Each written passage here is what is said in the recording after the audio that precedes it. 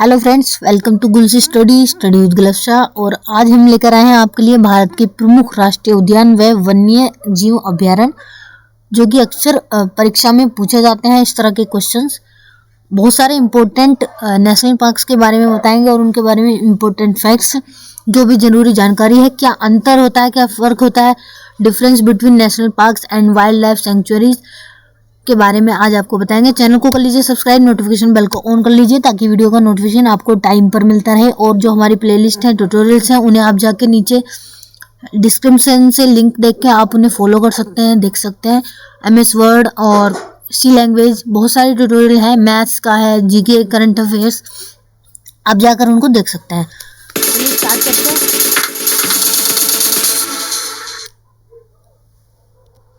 भारत के प्रमुख राष्ट्रीय उद्यान में वन्य जीव अभ्यारण्य के बीच में डिफरेंस क्या होता है, राष्ट्रीय उद्यान और वन्य जीव अभ्यारण्य में क्या अंतर होता है। देखिए, वन्य जीव अभ्यारण्यों का गठन किसी एक प्रजाति अथवा कुछ विशिष्ट प्रजातियों के संरक्षण के लिए किया जाता है, अर्थात ये विशिष्ट प्रजाति आधारित संरक्षित क्षेत्र होते हैं। जबकि राष्ट्रीय पार्क का मतलब होता है गठन विशेष प्रकार की शरण स्थली के रूप में संरक्षण के लिए किया जाता है, अर्थात इस विशेष शरण स्थली में रहने वाले सभी जीवों का संरक्षण समान रूप से किया जाता है। मतलब जो वाइल्ड लाइफ सेंचुरीज होती हैं वो कुछ एक तरह के जानवरों के लिए, कुछ विशिष्ट प्रजातियों के लिए बनाए जाते हैं। कुछ इम्पोर्टेंट उनका अलग ही क्राइटेरिया होता है कि वो किस तरह के जानवर का संरक्षण करेंगे। उसी के अपोजिट अगर हम नेशनल पार्क की बात करें तो उसमें सभी तरह के जानवरों का संरक्षण होता है, भले ही वो किसी भी कैटेगरी में आते हो। राष्ट्रीय पार्क में किसी भी प्रकार के आदिवास मानवीय गतिविधि की अनुमति नहीं होती है, मतलब उसमें कोई इंसान प्रवेश नहीं कर सकता, वहां पे जा नहीं सकते, फोटोग्राफी, शूटिंग वगैरह नहीं कर सकते हैं। यहाँ तक कि जानवरों को चराने या जंगली उत्पादों को इकट्ठा करने की अनुमति भी नहीं होती है। जबकि वन्यजीव अभ्यारण्य में मानव गतिविधियों की अनुमति दे दी जाती है, जैसे फिल्म वगैरह की शूटिंग होती है या कोई वेब सीरीज है या फिर जो डिस्कवरी चैनल्स हैं, उनमें वन्यजीव अभ्यारण्य में जो है गतिविधियां हो सकती हैं, लेकिन राष्ट्रीय पार्क में नहीं हो सकती। भारत में अभी 104 राष्ट्रीय उद्यान है, नेशनल पार्क्स हैं। भारत का पहला नेशनल पार्क 1936 में उत्तरांचल में हैली नेशनल पार्क बनाया गया था, जिसका नाम बाद में बदलकर कॉर्बेट नेशनल पार्क कर दिया गया।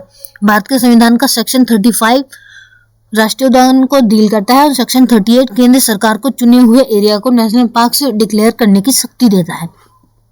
तो अब बात हम करेंगे कुछ इम्पोर्टेंट, जो कि अक्सर परीक्षा में पूछे जाते रहते हैं, ऐसे नेशनल पार्क्स के बारे में।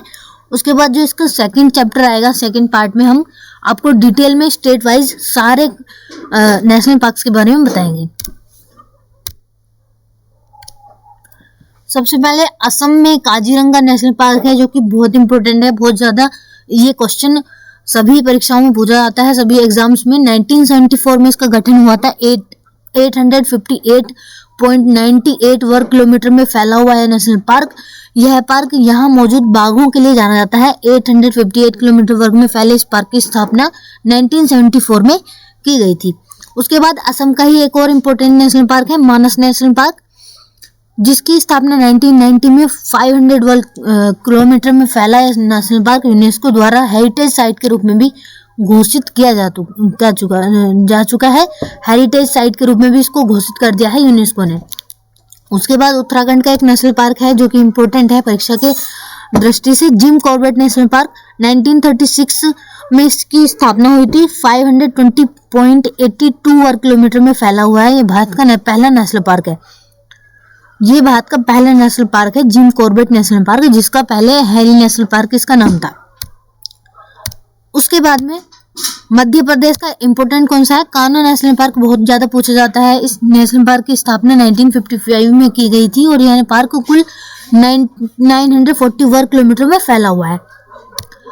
उसके बाद उड़ीसा में सिमलीपाल नेशनल पार्क के नाम से एक पार्क है। 1938 में इसकी स्थापना हुई थी। 845.70 वर्ग किलोमीटर में फैला है नेशनल पार्क।